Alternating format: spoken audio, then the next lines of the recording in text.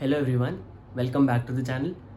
आज की इस वीडियो में हम बात करने वाले हैं IBPS PO की स्ट्रैटेजी के बारे में। मैंने थोड़े दिन पहले एक IBPS PO नोटिफिकेशन को लेके वीडियो बनाया था। आई होप उसको लेके आपके सारे डाउट्स क्लियर हो गए होंगे। एंड ये स्ट्रैटेजी वीडियो बहुत ज़्यादा इंपॉर्टेंट होने वाला है, क्योंकि इसी स्ट्रैटेजी को फॉलो करके मैंने 2 महीने में IBPS PO pre exam qualify किया था एंड उसके 1 महीने बाद IBPS PO मेंस क्वालिफाई किया था एंड इवेंचुअली सिलेक्शन लिया था। तो आज मैं आपको बताने वाला हूँ वो सारे इंपॉर्टेंट पॉइंट्स एंड वो एग्जैक्ट स्ट्रैटेजी जो आपको फॉलो करनी है इस एग्ज़ाम को क्वालिफाई करने के लिए। स्ट्रैटेजी बताने से पहले मैं एक चीज़ बोलना चाहूँगा कि आप सब लोग आज एक मॉक ज़रूर करें। इससे क्या होगा कि आपको पता लगेगा कि प्रिपरेशन शुरू करने से पहले आप कहाँ स्टैंड करते हैं। मॉक में आपके जैसे भी मार्क्स आए, डीमोटिवेट बिल्कुल मत होइएगा। ये सिर्फ और सिर्फ आपको टेस्ट करने के लिए है कि अभी आप बिना प्रिपरेशन के किस लेवल पे हैं। एंड धीरे धीरे जब आप अपनी प्रोग्रेस देखेंगे तो आपको बहुत ज़्यादा कॉन्फिडेंस आएगा एंड कॉन्फिडेंस एक बहुत इंपॉर्टेंट रोल प्ले करता है सिलेक्शन में। तो एक मॉक ज़रूर दीजिएगा एंड उसके बाद उसको एनालाइज कीजिएगा, देखिएगा कि आपका लेवल अभी क्या है एंड इससे डीमोटिवेट बिल्कुल भी मत होइएगा। सबसे पहले हम बात करते हैं कॉन्ट्स की। कॉन्ट्स में आपका approximation, simplification, number series, quadratic equation, ये सब चीज़ें तो प्रीलिम्स के लिए बहुत इंपॉर्टेंट है। इसके अलावा DI एंड अरिथमेटिक के सारे टॉपिक्स जैसे ratio, percentage, profit loss, compound interest, simple interest, time and work, speed time distance, ये सारी चीज़ें बहुत ज़्यादा इंपॉर्टेंट हैं for prelims as well as for mains. तो हम जो स्ट्रैटेजी डिस्कस करने वाले हैं इसमें हम कॉम्प्रिहेंसिव वे में सारी चीज़ें प्रिपेयर करेंगे, जिससे कि हमारे सारे कंसेप्ट क्लियर हों एंड हम prelims as well as mains exam qualify कर पाएँ। एंड ये स्ट्रैटेजी डेट वाइज होने वाली है, तो आपके लिए डेट वाइज टारगेट्स रहेंगे कि आपको इस डेट से इस डेट तक ये टारगेट कंप्लीट करना है एंड उसके बाद नेक्स्ट डेट वाले टारगेट्स पे जाना है। ये स्ट्रैटेजी फॉलो करके आपके जो पिछले टारगेट्स होंगे वो कंप्लीट हो जाएंगे एंड जैसे जैसे आप टारगेट्स कंप्लीट करते जाएंगे आपको कॉन्फिडेंस आता जाएगा कि आप ये एग्जाम क्वालिफाई कर सकते हैं। सबसे पहले कॉन्ट्स की बात करते हैं। कॉन्ट्स में 8 अगस्त से 11 अगस्त तक आपको simplification, approximation, number series, quadratic equation, इन चारों चीज़ों के कंसेप्ट सीखने हैं। आप किसी भी यूट्यूबर को फॉलो कर सकते हैं, किसी भी ट्यूटर को फॉलो कर सकते हैं। इसमें आपको इन चारों टॉपिक्स के कंसेप्ट सीखने हैं। इस टाइम पे स्पीड पे फोकस मत कीजिएगा, सिर्फ और सिर्फ कंसेप्ट सीखने पे फोकस कीजिएगा। अप्रोच पे ध्यान दीजिएगा कि किस तरह से क्वेश्चन सॉल्व करने हैं। और साथ ही साथ इन्हीं 3 दिनों में आपको अरिथमेटिक में रेशियो एंड परसेंटेजेस भी पूरा करना है। और कोशिश कीजिए इजी DI प्रैक्टिस करने की। मतलब अगर आपने ये टॉपिक स्टार्ट करे करने, जब आप रेशियो, प्रोपोर्शन एंड परसेंटेजेस करेंगे तो उसके कंसेप्ट्स आप अरिथमेटिक में भी लगाएंगे एंड उसके कंसेप्ट्स आप सिंप्लीफिकेशन, अप्रॉक्सीमेशन में भी लगाएंगे। तो ऐसा करके आपके ये टॉपिक्स बहुत अच्छे से आपको समझ आ जाएंगे, आपके कंसेप्ट्स क्लियर हो जाएंगे एंड इन टॉपिक्स पे आपकी पकड़ हो जाएगी।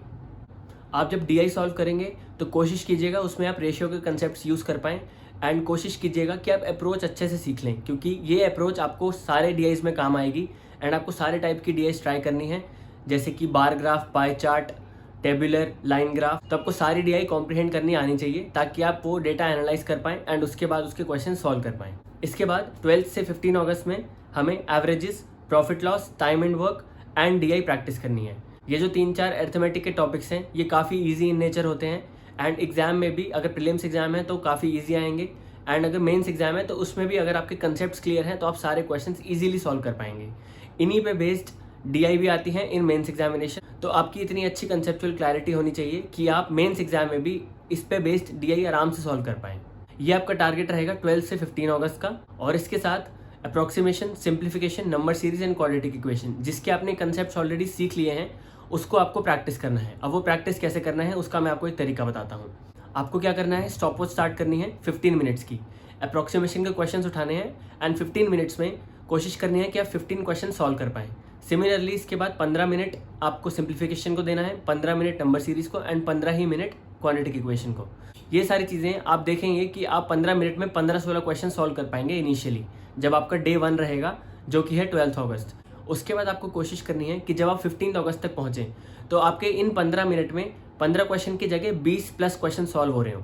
इन चारों दिनों में आपको ये ध्यान देना है कि आप अपनी स्पीड इंक्रीज़ करें एंड जब आप 15 अगस्त तक पहुँचें तो आपका 15 अगस्त को जब आप ये क्वेश्चंस प्रैक्टिस करें सारी चीज़ों को 15 मिनट्स देके, 15 minutes approximation, 15 minutes simplification, similarly quadratic equation and number series, तो आप सबके 20 to 25 क्वेश्चंस कर पाएँ।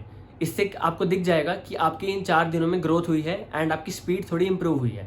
आपको फोकस करना है कि आप एक्यूरेसी पूरी रखें एंड इन 4 दिन में अपनी स्पीड थोड़ी सी इंक्रीज़ करें कि आप 12 अगस्त को तो 15 मिनट में 15 ही कर पा रहे थे, लेकिन आप 15 अगस्त तक आते आते 15 मिनट में 20 क्वेश्चंस टच कर पा रहे हो।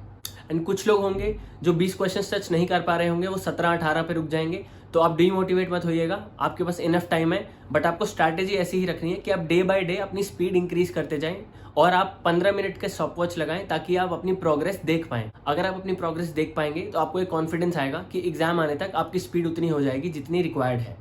और कुछ लोग होंगे जो 15 मिनट में 20 से भी ज़्यादा क्वेश्चंस कर पाएंगे, उनके लिए अच्छी बात है। उनको ये फिर भी ध्यान रखना है कि स्पीड थोड़ी थोड़ी और इंक्रीज होती जाए एंड एक्यूरेसी अच्छी रहे। अब हम बात करते हैं 16 से 20 अगस्त तक क्या करना है। तो speed time distance, simple interest and compound interest, और साथ ही साथ आपको डीआई प्रैक्टिस करनी है। आपको ये ध्यान रखना होगा कि आप जितने भी अरिथमेटिक टॉपिक्स ये डे वाइज करेंगे, जैसे मैं बता रहा हूँ, आपको कंसेप्ट्स पे बहुत अच्छे से ध्यान देना है। इवन इफ आपको क्वेश्चन सॉल्व करने में टाइम ज़्यादा लग रहा है, लेकिन आपके कंसेप्ट्स इतने अच्छे होने चाहिए कि आपको ये चीज़ दोबारा ना करनी पड़े। एक बार आपके कंसेप्ट्स क्लियर हो गए तो आप प्रीलिम्स के क्वेश्चन, साथ ही साथ मेंस के क्वेश्चन भी बहुत इजीली कर पाएंगे। तो ये टाइम है कंसेप्ट बिल्ड करने का। आपको स्पीड पे फोकस नहीं करना है अरिथमेटिक के केस में, सिर्फ फोकस करना है कंसेप्ट्स पे। एंड इसके साथ डीआई हर रोज़ प्रैक्टिस करनी है। इस बार क्योंकि आपने डीआई पहले इजी सेट्स कर लिए हैं पिछले डेज में, तो इस बार आपको कुछ ऐसी डीआई उठानी है जिसमें थोड़ा मिसिंग डेटा हो। ये प्रैक्टिस करके आपको एक और कंसेप्चुअल क्लैरिटी हो जाएगी कि मिसिंग डेटा वाली डीआई कैसे करते हैं। इसको आपको सीखना है एंड साथ ही साथ इसके क्वेश्चंस प्रैक्टिस करने हैं। एंड कोशिश कीजिए आप जितनी बार भी डीआई कर रहे हैं आप डिफरेंट टाइप्स ऑफ डीआई करें। जैसे कि अगर आपने डीआई शुरू करी तो आप सारे क्वेश्चन सिर्फ टेबल के ना करें, सारे क्वेश्चन सिर्फ लाइन के ना करें। कुछ क्वेश्चंस टेबुलर के करें, पाई चार्ट के करें, लाइन ग्राफ के करें, सारी डीआई मिक्स करें ताकि आपको एग्जाम में जब आप बैठें डिफरेंट टाइप की डीआई आपको ऐसी लगे कि ये तो मैंने की हुई है। इसके बाद हम देखते हैं 21 से 25 अगस्त तक हमें क्या करना है। Mixture allegation, partnership and mensuration, ये 3 टॉपिक्स आपके बच जाएंगे जो इंपॉर्टेंट हैं अरिथमेटिक पॉइंट ऑफ व्यू से। तो इन 3 टॉपिक्स को आपको कवर करना है। इनके कंसेप्ट सीखिएगा, उसके बाद इसके क्वेश्चंस प्रैक्टिस कीजिएगा बेसिक टू एडवांस लेवल। पहले बेसिक पे ध्यान दीजिएगा, इजी क्वेश्चंस प्रैक्टिस कीजिएगा। जब आपको उस पर कॉन्फिडेंस आ जाएगा उसके बाद ही आप मॉडरेट लेवल एंड उसके बाद आप हाई लेवल पे जाइएगा। अब इससे पहले तक हमारी डीआई के कंसेप्ट जो है वो क्लियर हो चुके होंगे, इजी डीआईज भी, मॉडरेट लेवल डीआईज भी एंड कुछ मिसिंग डेटा वाली डीआईज भी। लेकिन हमने कैसलेट अब तक नहीं किया, तो इन 5 दिन में हम कैसलेट डीआई पे भी ध्यान देंगे। कैसलेट डीआई आपको उठानी है, सबसे पहले उसके कंसेप्ट सीखिएगा, उसके बाद उसके क्वेश्चंस प्रैक्टिस कीजिएगा। आपको सिर्फ ये ध्यान रखना है कि जो आप पैराग्राफ देख रहे हैं, जो आपके पास डीआई दी हुई है पैराग्राफ की फॉर्म में, उसको आपको अच्छे से कॉम्प्रिहेंड करना है। उसकी रीडिंग अच्छे से कीजिएगा एंड उसको समझिएगा। उसके बाद उसका डेटा नोट डाउन कीजिएगा एंड उसके बाद उसको सॉल्व कीजिएगा। ऐसे करके आपकी कैसलेट सॉल्व करने की भी प्रैक्टिस हो जाएगी।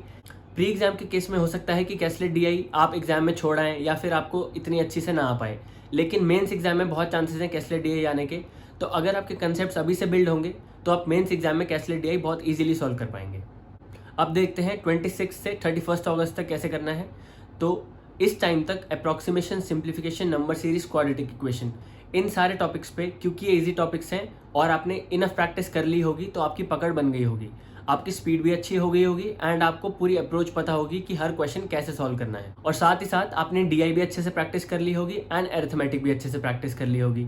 तो इस टाइम पे आपको अपने वीक एरियाज पे ध्यान देना है इन सारे टॉपिक्स को कवर करते हुए, और इन सब की और ज़्यादा प्रैक्टिस करनी है। जैसे आप 15 मिनट पहले दे रहे थे अप्रॉक्सीमेशन को, तो अभी भी 15 ही मिनट दीजिए, लेकिन कोशिश कीजिए कि अब आप 15 मिनट में 30 क्वेश्चन सॉल्व कर पाएँ।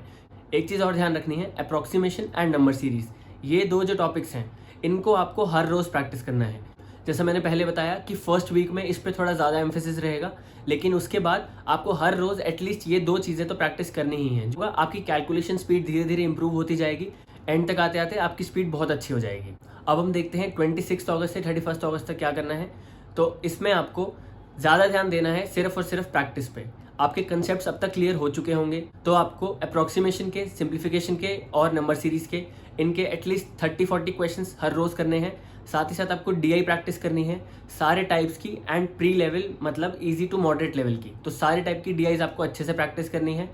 इस लेवल तक आते आते आपको पता लग चुका होगा कि आपके कौन से वीक एरियाज़ हैं, तो ये टाइम रहेगा उन वीक एरियाज़ पे भी काम करने का। फॉर एग्जाम्पल, आपको अरिथमेटिक के कुछ टॉपिक्स अभी भी आपको वीक लगते हैं, आप क्वेश्चन सॉल्व नहीं कर पाते या आपको टाइम ज़्यादा लगता है कॉम्प्रिहेंड करने में, तो आपको उन वीक एरियाज़ पे काम करना है, उस टॉपिक को सीखना है दोबारा से एंड उसकी प्रैक्टिस करनी है।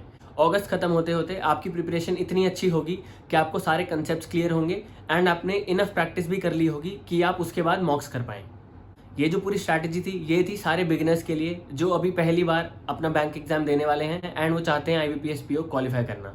अब मैं बात करता हूँ उन लोगों से जो ऑलरेडी बैंक एग्जाम्स की प्रिपरेशन कर रहे हैं, जिनकी कंसेप्चुअल क्लैरिटी ऑलरेडी है, बस उनको थोड़ी अपनी प्रैक्टिस अच्छी करनी है, थोड़ी अपनी प्रिपरेशन और रैम्प अप करनी है, जिससे कि वो एग्ज़ाम क्वालिफाई कर पाएँ।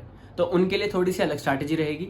आप लोगों को 8 से 15 अगस्त तक approximation, simplification, number series and quadratic equation, इन सबके 50 क्वेश्चंस ईच करने हैं हर रोज़ 50 क्वेश्चंस करके आपकी जो स्पीड है वो और अच्छी हो जाएगी, और साथ ही साथ आप एक्यूरेसी पे भी ध्यान देंगे, तो आप सारे क्वेश्चंस बिल्कुल करेक्टली और जल्दी सॉल्व कर पाएंगे। इसके साथ आपको डेटा इंटरप्रिटेशन हर रोज़ करनी है। एटलीस्ट हर रोज़ 4 सेट्स कीजिएगा, प्री लेवल के सॉल्व कीजिएगा, easy to moderate level and different types of questions. और इसी के साथ आपको अरिथमेटिक भी सॉल्व करना है। अरिथमेटिक में आप टॉपिक वाइज सिलेक्ट कर सकते हैं कि आज आपको प्रॉफिट लॉस एंड SICI करना है, तो आप सिर्फ उसके प्रैक्टिस करें। अगले दिन आपको time and work, speed time distance करना है, तो आप उसके प्रैक्टिस करें। ये करके आप 8 अगस्त से 15 अगस्त तक सारे अरिथमेटिक के क्वेश्चंस अच्छे से प्रैक्टिस कर सकते हैं। इसके बाद 16 से 20 अगस्त का टाइम रहेगा आपके लिए आपके वीक एरियाज़ को ठीक करने का। जिन जिन टॉपिक्स में आपको लगता है कि आपको प्रॉब्लम आती है या आपके कंसेप्ट्स थोड़े से वीक हैं, उन पे आप काम कीजिए, उनको थोड़ा ज़्यादा टाइम दीजिए एंड उनको अच्छे से सॉल्व कीजिए। क्योंकि हमने पिछले कुछ दिनों में DI कर ली होगी 4 सेट हर रोज़, तो अब हम 1 सेट इंक्रीज कर देंगे। हर रोज़ हमें 5 सेट करने हैं, इंक्लूडिंग केसलेट DI। अब 21 से 26 अगस्त तक आपको क्या करना है, अरिथमेटिक उठाइएगा एंड कोशिश कीजिएगा कि मेंस लेवल आप सीख पाएँ।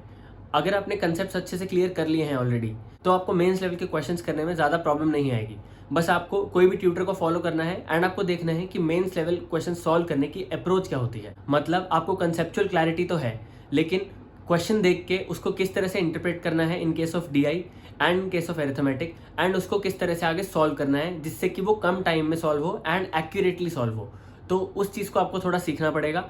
फोकस कीजिएगा, इन कुछ दिनों को आप मेंस के लिए रखें, मेंस की थोड़ी सी अप्रोच सीखें, ताकि आपकी मेंस की प्रिपरेशन भी साथ साथ स्टार्ट हो जाए। 27 से 31 अगस्त तक आपको हर रोज़ 2 मॉक्स करने हैं, एटलीस्ट 1 से 2 मॉक्स। उसको अटेम्प्ट कीजिए, उसको एनालाइज कीजिए एंड अपने वीक एरियाज़ पे काम कीजिए।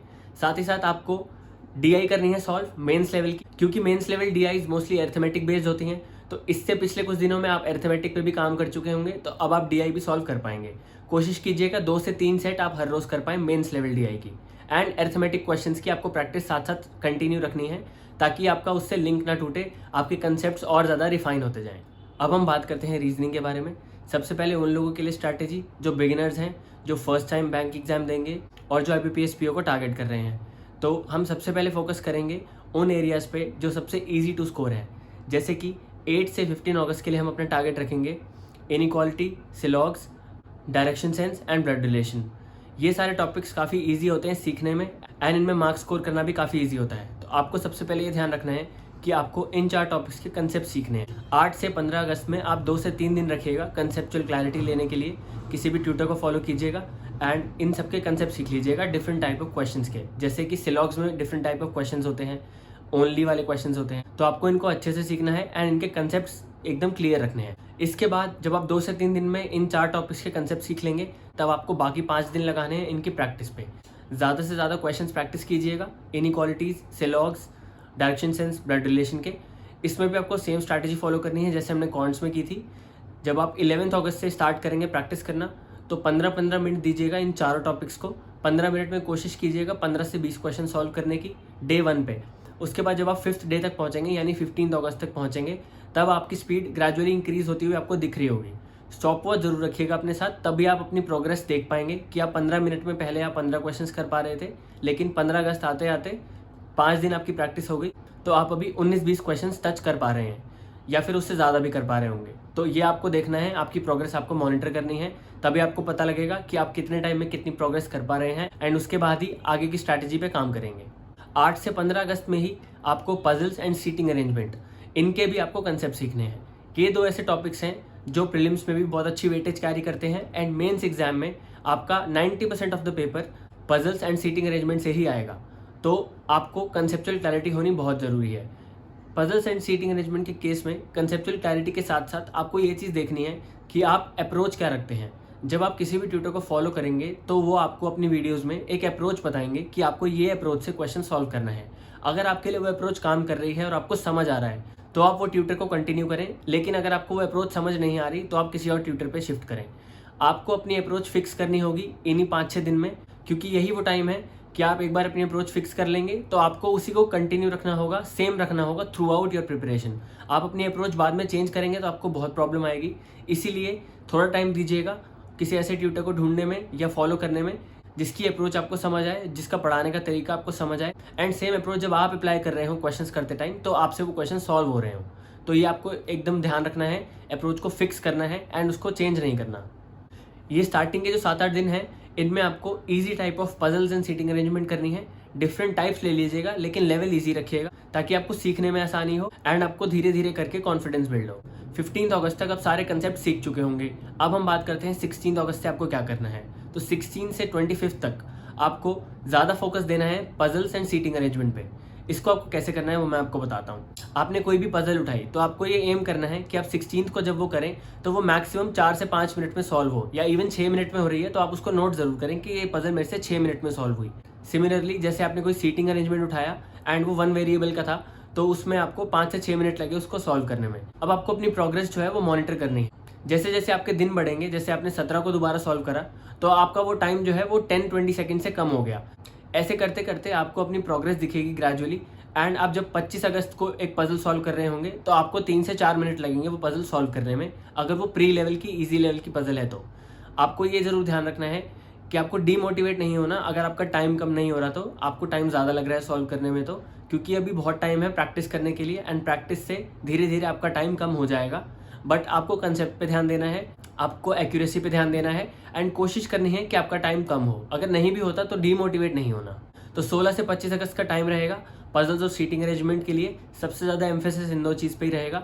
आपको हर रोज़ different types of puzzles practice करनी है, different types of seating arrangement practice करनी है, जैसे circular, rectangular, square, triangle etcetera. And ये ज़रूर ध्यान रखिएगा कि इन दिनों में आपको सिर्फ प्री लेवल क्वेश्चंस प्रैक्टिस करने हैं। मेन्स लेवल क्वेश्चंस टच मत कीजिएगा, सिर्फ और सिर्फ प्री लेवल ट्राई कीजिएगा। 1 से 2 वेरिएबल वाले ट्राई कीजिएगा क्योंकि ऐसे ही क्वेश्चंस आपके प्रीलिम्स एग्जाम में आएंगे एंड उन्हीं पे आपको अभी पकड़ बनानी है। इसके साथ थोड़ा सा टाइम आप इनइक्वालिटीज एंड सिलॉक्स को भी दे सकते हैं ताकि आपका वो कनेक्शन बना रहे उन टॉपिक से। थोड़े थोड़े क्वेश्चंस आप हर रोज़ प्रैक्टिस कर सकते हैं। अब 25 अगस्त खत्म होते होते आपकी पजल्स एंड सीटिंग अरेंजमेंट पे भी पकड़ अच्छे से बन गई होगी।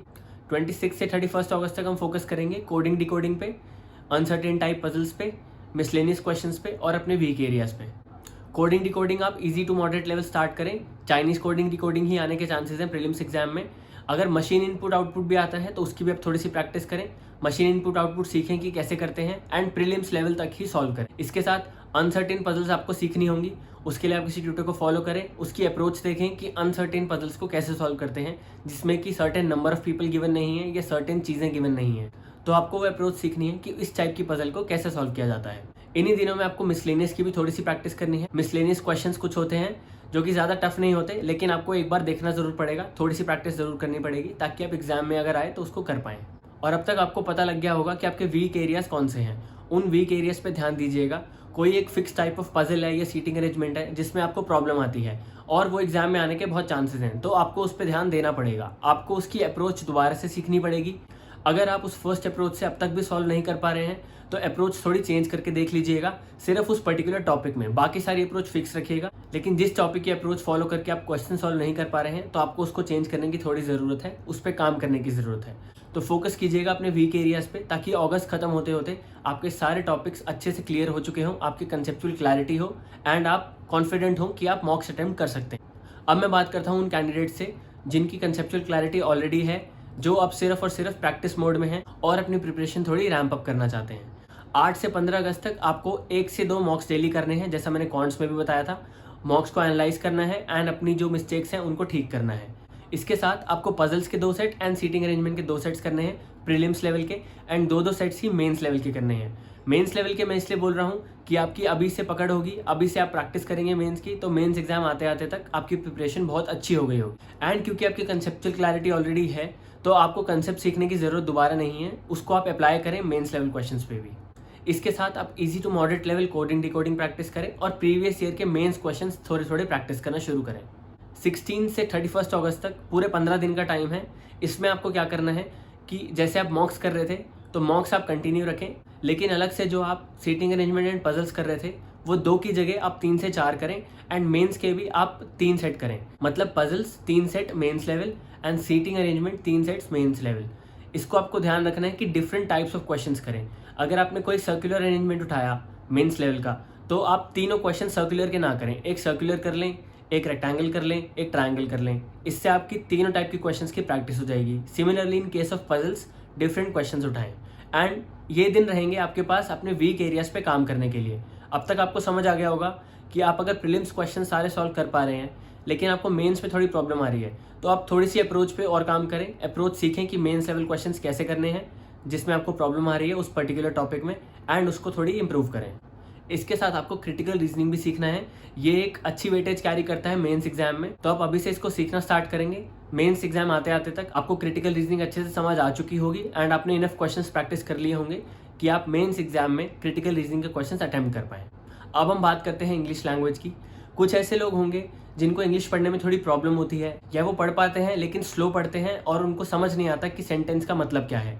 तो उनके लिए मैं स्ट्रैटेजी बताता हूँ। सबसे पहले आपको सबसे पहले ये बुक उठानी है, how to read better and faster by Norman Lewis. इस बुक को आप रीड कर लें 8 से 15 अगस्त के बीच। इससे क्या होगा कि आपकी जो इंग्लिश रीडिंग स्पीड है वो बेटर हो जाएगी, इंप्रूव हो जाएगी एंड आपको धीरे धीरे समझ आने लगेगा कि एक सेंटेंस का मतलब क्या है। इसके साथ साथ आपको काम करना होगा अपनी ग्रामर पे।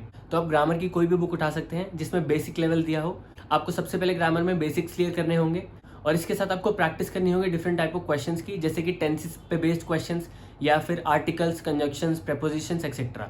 आपको ये सारी चीज़ों पे पकड़ बनानी होगी 8 से 10 दिन में। एक बार आपकी इस चीज़ पे पकड़ बन गई, उसके बाद इंग्लिश करना काफ़ी ईजी हो जाएगा आपके लिए। बस इन सब चीज़ों को फॉलो कीजिएगा।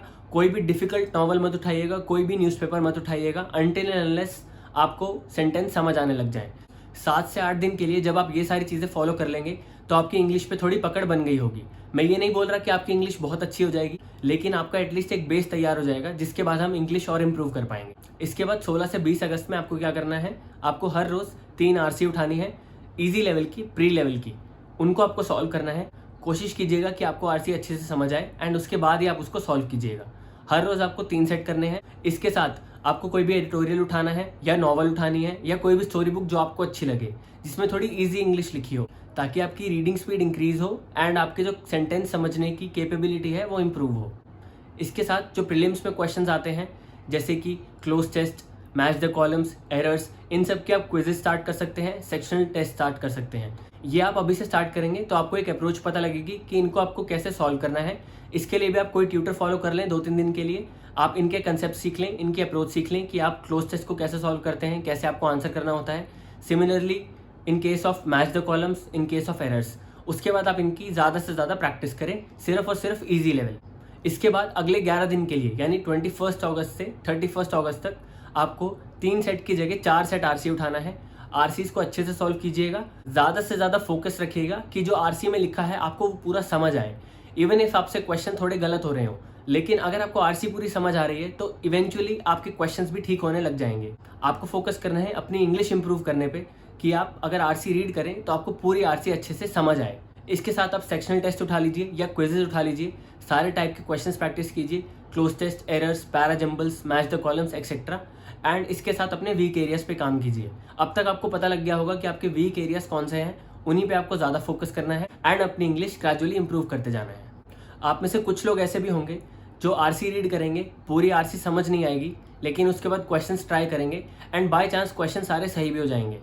मैं आपको ये चीज़ बता दूं कि एक आरसी में ऐसा हो सकता है, 2 में ऐसा हो सकता है, इवन प्रीलिम्स के केस में ऐसा हो सकता है, लेकिन जब आप मेंस एग्जाम में बैठेंगे और अगर आपको आरसी समझ नहीं आ रही तो आप कोई भी क्वेश्चन सॉल्व नहीं कर पाएंगे। इसलिए मैं बार बार बोल रहा हूँ कि आपको फोकस करना है कि आपको रीडिंग कॉम्प्रीहेंशन अच्छे से समझ आए, आप पूरे पैराग्राफ को अच्छे से कॉम्प्रीहेंड कर पाएँ, उसका मतलब समझ पाएँ, उसके बाद ही आप मेंस लेवल के क्वेश्चंस आंसर कर पाएंगे। तो फोकस कीजिएगा इस चीज़ पे, क्योंकि हमारा एम फाइनल सिलेक्शन लेना है, ना कि सिर्फ प्रीलिम्स एग्जाम क्वालिफाई करना। अब 2 मिनट उन लोगों से बात करता हूँ जिन लोगों की इंग्लिश ऑलरेडी ठीक है, उनकी कंसेप्चुअल क्लैरिटी है, उनको ग्रामर पे कुछ और काम करने की ज़रूरत नहीं है। आपको सिर्फ और सिर्फ क्या करना है, ज़्यादा से ज़्यादा क्विजेस सॉल्व कीजिए, ज़्यादा से ज़्यादा आरसी सॉल्व कीजिए। फॉर एग्जांपल आप एक दिन में 4 सेट प्रीलिम्स के सॉल्व कीजिए आरसी के एंड 4 सेट मेंस आरसी के सॉल्व कीजिए। इतना आपको रखना पड़ेगा जिससे कि आपका लिंक बना रहे, आपकी रीडिंग स्पीड और बेटर होती जाए एंड आपकी कॉम्प्रीहेंडिंग एबिलिटी भी इंप्रूव होती जाए। इसके साथ आपको हर रोज़ एडिटोरियल पढ़ना है। एडिटोरियल पढ़ने से आपकी स्पीड इंक्रीज होगी एंड आपको डिफरेंट टाइप ऑफ कंसेप्ट्स के बारे में पता लगेगा। मैं ये रिकमेंड नहीं करूँगा कि आप कौन सा न्यूज़पेपर फॉलो कीजिए, आप किसी भी न्यूज़पेपर को फॉलो कर सकते हैं जो आपके लिए ईजिली अवेलेबल हो, बट फोकस कीजिए एडिटोरियल रीड करने पर, चाहे वो किसी भी न्यूज़पेपर का हो। तो ये थी एक comprehensive strategy for quants, reasoning and English. यही स्ट्रैटेजी मैंने फॉलो की थी एंड अपना एग्जाम क्वालिफाई किया था। इस वीडियो में मैंने जनरल अवेयरनेस की बात नहीं की है क्योंकि उसके लिए मैंने एक अलग से ऑलरेडी वीडियो डाल रखी है। आप उस वीडियो को जाके चेकआउट कर सकते हैं, मैं डिस्क्रिप्शन बॉक्स में उसका लिंक दे दूंगा और इधर आई बटन पे भी दे दूंगा। जनरल अवेयरनेस की पूरी स्ट्रैटेजी उसमें बताई हुई है मैंने कि आपको किस तरह से जनरल अवेयरनेस पढ़नी है ताकि आप मेंस एग्जाम में 90% मार्क्स स्कोर कर पाएँ इन दैट सेक्शन। इस वीडियो में मैंने जनरल अवेयरनेस की बात नहीं की है क्योंकि उसको लेके मैंने ऑलरेडी एक डिटेल वीडियो बनाई हुई है। उस वीडियो का लिंक जो है मैं डिस्क्रिप्शन बॉक्स में दे दूंगा और आई बटन पे भी दे दूंगा, आप जाके चेकआउट कर सकते हैं।